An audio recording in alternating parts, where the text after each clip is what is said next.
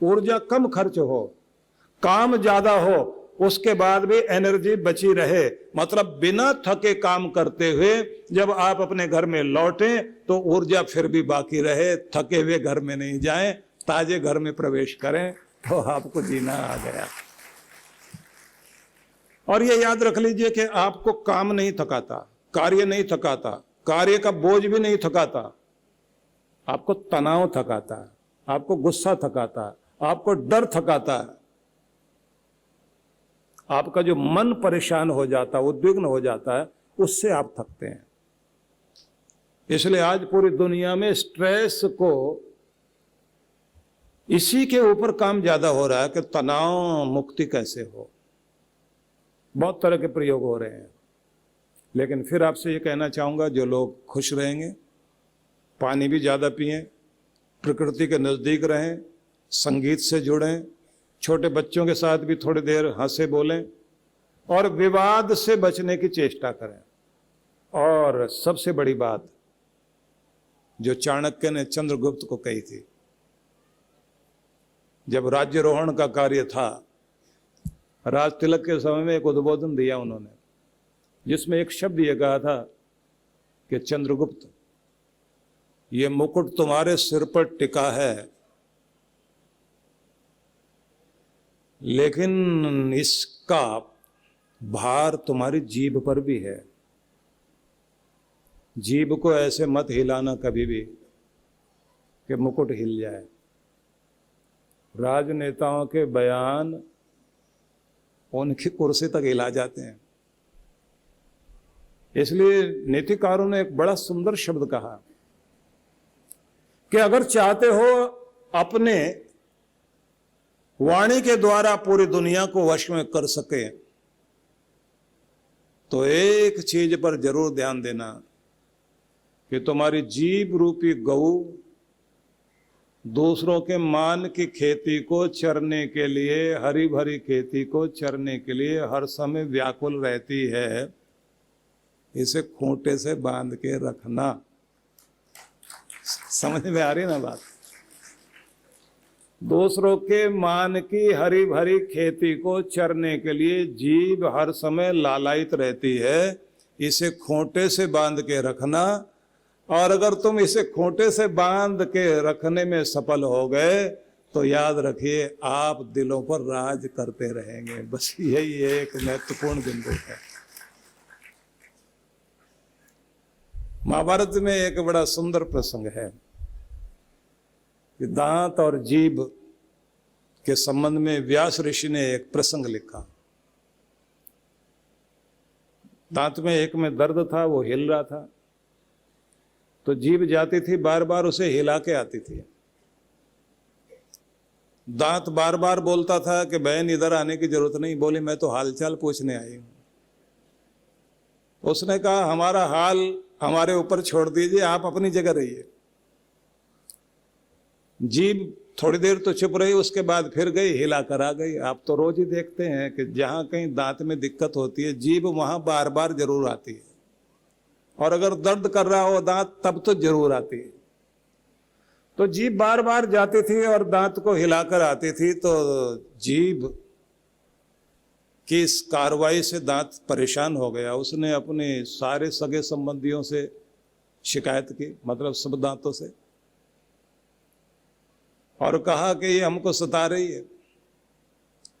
तो दांत इकट्ठे हुए और उन्होंने मिलकर के कहा, व्यास ऋषि के शब्द देखिए, दंता वदंति जिव्वे, दंता वदंति जिव्वे तुम दशा में किम करिष्यसि।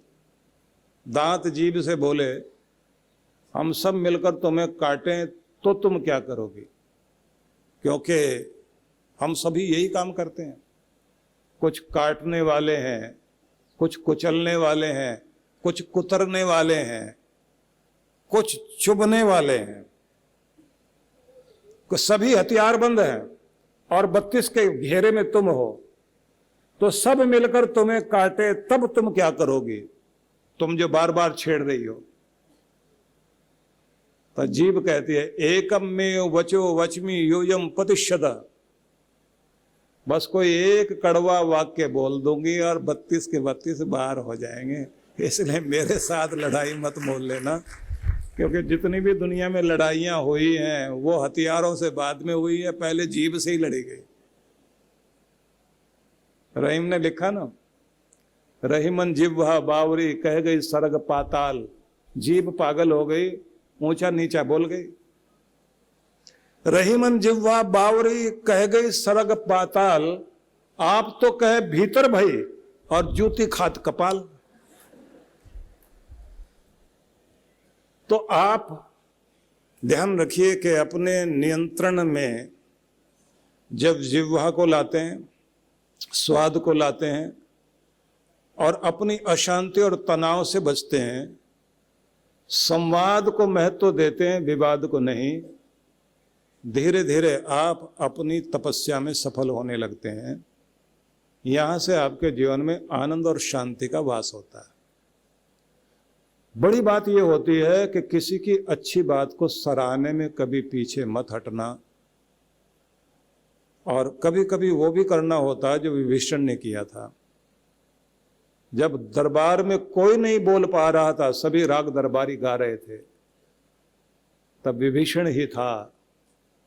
भक्त होने के बाद भी उसकी रीढ़ मजबूत थी। उसने रावण से कहा था, भाई आपने जो किया गलत किया और मुझे विनाश दिखाई देता है लंका का। अगर सीता जी को वापस नहीं करोगे आदर मान के साथ, तो विनाश के बादल मंडराते दिखाई दे रहे हैं मुझे। और गुस्से में आकर के रावण ने लात मारी थी, लात खाने के लिए तैयार हो गया, लेकिन सही वक्त पर सही बात कहने में कमी नहीं छोड़ी। और आखिर में मंदोदरी ने उस समय बोला था, जब रावण चोट खाकर आया था, कि विभीषण ने जो बोला था वो सही कहा था। अभी भी वक्त है, संभला जाए। बस यही कहना चाहता हूं, सही समय पर आदमी कुछ बोल सके, वो भी एक बड़ी बात होती है। न सा सभा यत्र न संति वृद्धा न ते वृद्धा ये न वदंति सत्यम। वो सभा नहीं है जहां समझदार लोग ना हो, और वो समझदार नहीं है जो मौके पर सच कहने के लिए अपनी वाणी ना खोलते हो। ऐसा नीतिकारों ने कहा। तो सही बोलना भी आना चाहिए, लेकिन साथ में ये ध्यान जरूर रखें, कभी झुकना, कभी झुकाना, कभी मानना, कभी मनवा लेना। जीवन में ये सारी चीजें जरूरी होती हैं। इन सब चीजों से हम अपने जीवन को उपकृत करते हैं। अड़ियल रवैया अपनाने से किसी आदमी का कभी भला नहीं हुआ, और सही समय पर जिद जिसने नहीं की उसका भी भला नहीं हुआ। ये ध्यान रख लीजिए। सही जगह पर जिद करना सीख जाइए, और जहां झुकना है वहां झुकना सीख जाइए। इसी को समझदारी कहा जाता है। ये समझ जैसे जैसे विकसित होती है, व्यक्ति के जीवन में विकास होता जाता है, और यही समझदारी है। समझदार लोग वे होते हैं जो विवादों को सुलझाते हैं। ना समझ वो होते हैं जो रोज नए विवाद खड़े करते हैं।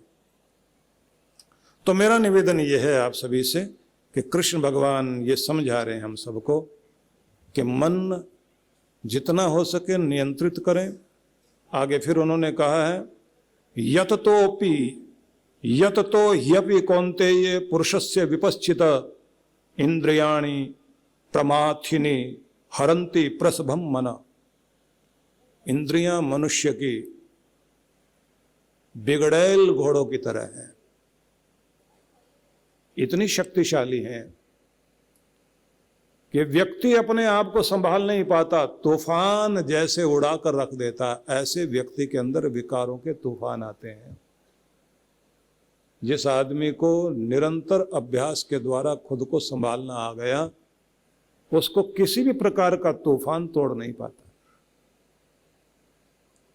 फ्रांस के इतिहास में एक वर्णन आता है जिसमें यह कहा जाता है कि उनको अंग्रेज लोग आजादी देने ही वाले थे, लेकिन वहां के राजनेता के ऊपर एक आरोप लग गया उसके किसी त्रुटि के कारण। कुछ लोग कहते हैं कि अंग्रेजों की चाल थी, उसके कारण 1.5 साल और ज्यादा गुलाम रहना पड़ा फ्रांस को। कभी कभी लम्हों में खता होती है और सदियों तक व्यक्ति सजा भोगता है।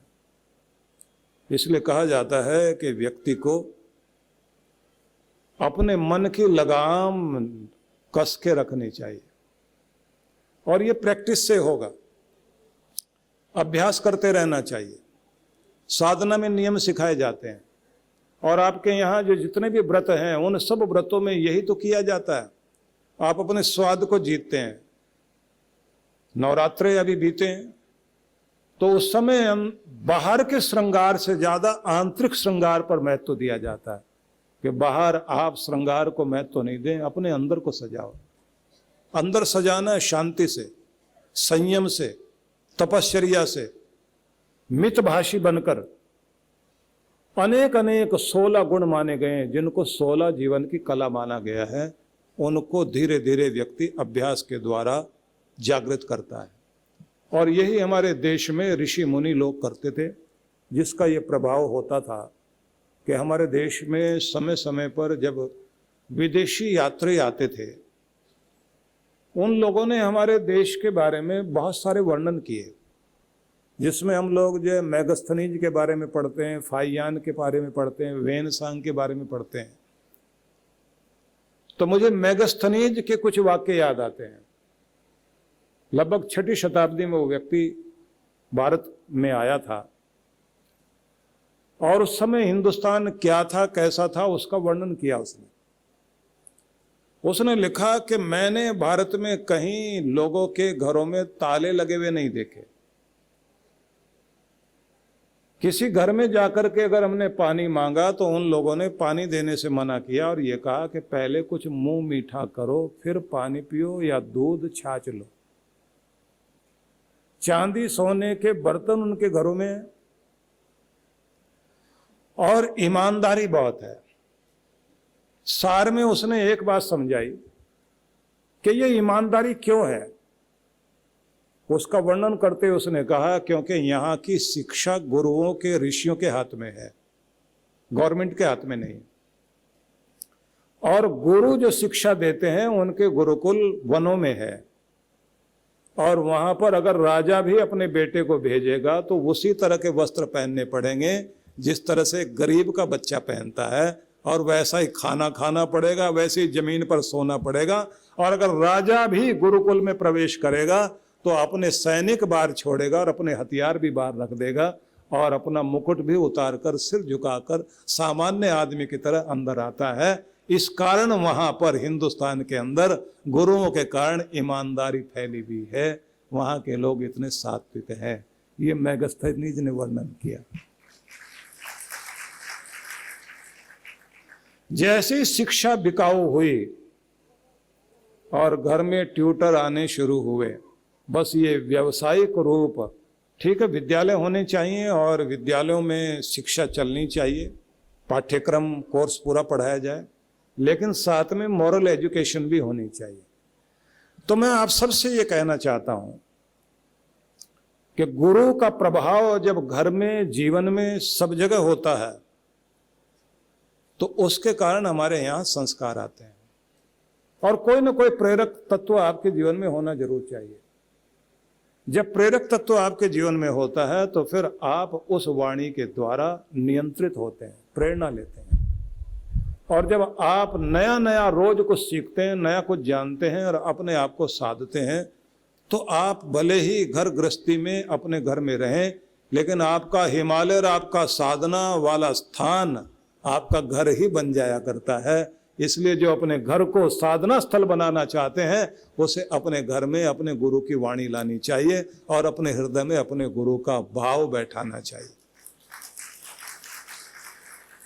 इसलिए अनुसूया जैसी महिला, गार्गी, मैत्री, कात्यायनी, लोपामुद्रा, बहुत सारी ऋषिकाएं हुए हमारे देश में, सती सुमना, अपने घर परिवार में रहते रहते, अपनी साधना करते करते इस ऊंचाई को पहुंच गई। उर्मिला का उदाहरण ले लीजिए आप। उर्मिला ने महलों में रह करके ही तपस्या की, महान सती थी वो। तो अपने घर को भी साधना स्थल बनाया जा सकता है। आपका जो मंदिर है, आपका मंदिर साधारण नहीं है, वो जीवन की प्रयोगशाला है, जहां आप अपने जीवन पर प्रयोग करते हैं। मंदिर बनाओ घर के अंदर ऐसा कि जिसमें आप शांति से थोड़ी देर बैठ सकें, आत्म संवाद भी कर सकें, क्योंकि वहां से आत्म निर्माण होता है, आत्म विकास होता है। थोड़ी देर अकेले बैठो, जरूर खुद से बातचीत करो। वैसे तो प्रत्येक व्यक्ति आत्म संवाद हर पल करता है। आप अगर मुझे भी सुन रहे हैं तो सिर्फ मुझे सुन रहे हैं ऐसा नहीं है, आप अंदर अंदर खुद से भी बात कर रहे हैं। हर आदमी हर जगह अगर किसी से आप बात भी करोगे तो एक बात बाहर चल रही होती है और एक बात आपके अंदर चल रही होती है। लेकिन जब आपका आत्म संवाद गुरु का संवाद बन जाता है, तब आपकी जिंदगी धन्य होनी शुरू होती है। जीवन यानी निरंतर दौड़ भाग, तनाव, शारीरिक व मानसिक थकान। कुछ सुकून के पल हम सबको चाहिए, ऐसा सुकून जो हमें ताकत, स्फूर्ति और आंतरिक शांति से भर दे। ध्यान यानी मेडिटेशन एक ऐसा माध्यम है जिसके द्वारा मन को चैन, शांति और सुकून मिलता है। और अगर ये ध्यान प्रकृति की गोद में किसी सुरम्य और शीतल स्थान पर हो तो क्या कहने। आइए परम पूज्य सुधांशु जी महाराज और आदरणीय डॉक्टर अर्चिका दीदी के शुभ नेतृत्व में सीखें ध्यान की कुछ अद्भुत विधियां, जो न सिर्फ शरीर को शक्ति प्रदान करेंगी बल्कि आंतरिक शांति से भर देंगी। एक सुंदर अवसर है 5 दिवसीय ध्यान शिविरों में भाग लेने का और साथ ही लघु चंद्रायण तप में भाग लेने का। इन शिविरों की अनूठी बात है कि इसमें प्रमुख ध्यान की विधियां तो होंगी ही, जैसे प्राणायाम, स्वास्थ्यप्रद ध्यान, कुंडलिनी ध्यान, चक्र ध्यान, पिरामिड ध्यान, पंचकर्मा, विभिन्न यौगिक क्रियाएं इत्यादि। साथ ही साधकों को मंगल यात्रा, पूर्णिमा दर्शन, प्राकृतिक चिकित्सा के साथ साथ दर्शनीय स्थलों के भ्रमण का भी अवसर मिलेगा।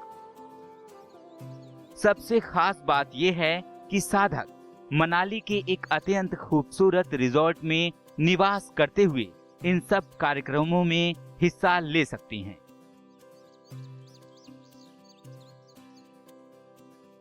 तो आइए परम पूज्य गुरुदेव और डॉक्टर अर्चिका दीदी के साथ मनाली चलें, पहाड़ों पर कुछ दिन बिताएं, ध्यान की विधियां सीखें और पाएं एक तनाव रहित मन, स्वस्थ तन, आत्मविश्वास और सबसे बढ़ के आंतरिक शांति और सुकून।